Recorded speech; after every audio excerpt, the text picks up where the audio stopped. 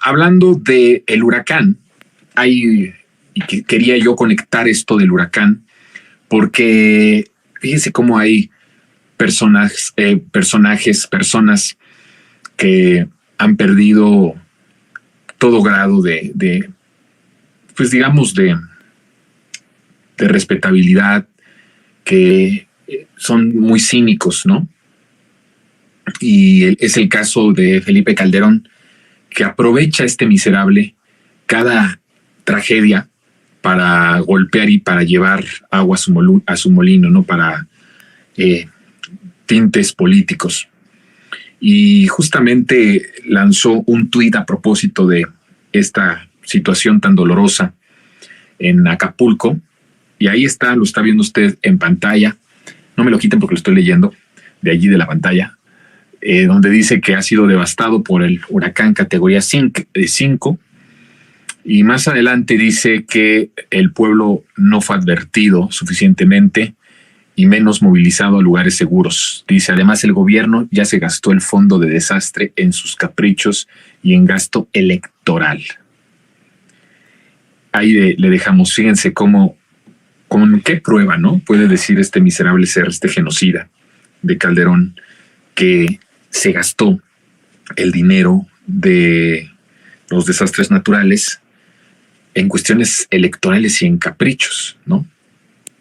¿Cuál es el sustento de estas afirmaciones? Pero, a ver, no podríamos esperar algo sustentado de este ser que es un genocida. Además, también hay que aprender a no esperar de la gente de este nivel, ¿no? O sea, no podemos esperar más de alguien que es un genocida, así de sencillo. Y tampoco podemos esperar algo de alguien que fue el principal líder criminal del país durante su sexenio, que se benefició del crimen organizado, que tenía al frente de la seguridad pública a un narcotraficante, que solamente, supuestamente, él no se enteró, pero que obviamente él era el jefe criminal del país en ese momento. No podemos esperar algo de esta calaña, de este nivel de persona, de este nivel de ser humano, cuando tampoco los medios de comunicación, que se supone que están rodeados o que son gente que trabaja y que son periodistas y que tienen que tener información certera y datos, no se puede esperar tampoco de Calderón eso si los propios medios inventan y los propios medios dicen lo mismo que Calderón, que no existe el Fonden y que por eso entonces no hay dinero para este tipo de desastres. Pues es una mentira. Miren, es una mentira de los medios, que yo creo que es responsabilidad de los medios libres, de los medios públicos, de los medios independientes y de todos en su conjunto de desmentir. Efectivamente, se tomó la decisión por ahí del 2020 de terminar con el Fonden, porque además este fondo era un fondo que en esencia, porque esto es la gran mentira del salinismo neoliberal. En esencia, la idea puede ser muy buena, incluso hasta novedosa, y en la teoría suena muy bien que exista un fondo de desastres para la ayuda inmediata ante cualquier eventualidad. México es un país que por su geografía y por además pues tenemos mares, ¿no?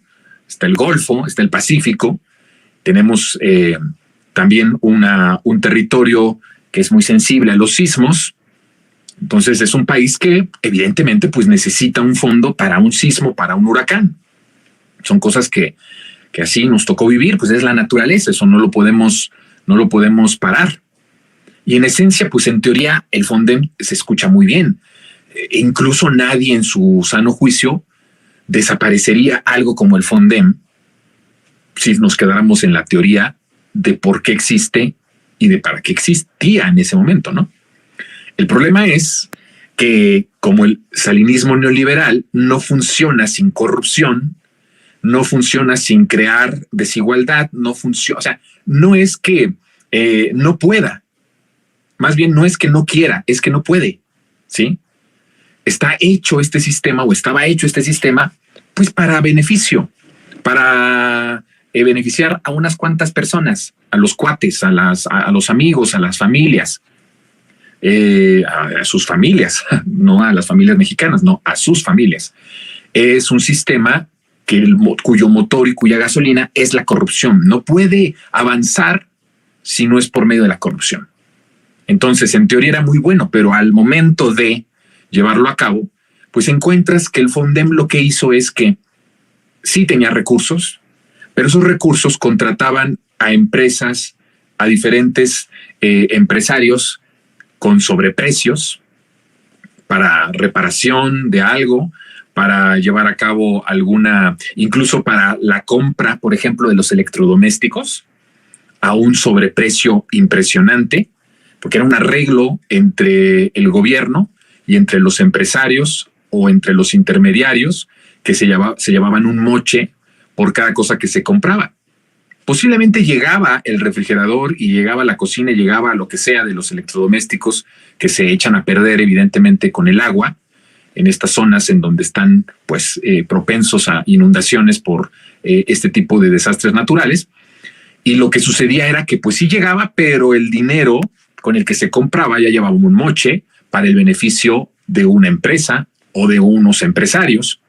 Entonces se dieron cuenta, por supuesto, cuando llega el presidente, como ya lo he estado diciendo, cómo se fue dando cuenta Andrés de la situación del país. Él mismo ha dicho que sabía que había corrupción, siempre nos ha hablado de que la corrupción era el mayor mal de México, ¿no? Pero cuando llegó a la presidencia se dio cuenta de que era mucho más monstruoso de lo que pensaba. Y entonces se dio cuenta que eso del Fondem pues era un negocio que ya tenía unos beneficiarios, a unas empresas, a unos contratistas ya beneficiarios de cada desastre, que se llevaban una mochada de lana, pues que podía ser más bien orientada para que llegara de forma directa a los que estaban sufriendo por algún desastre natural.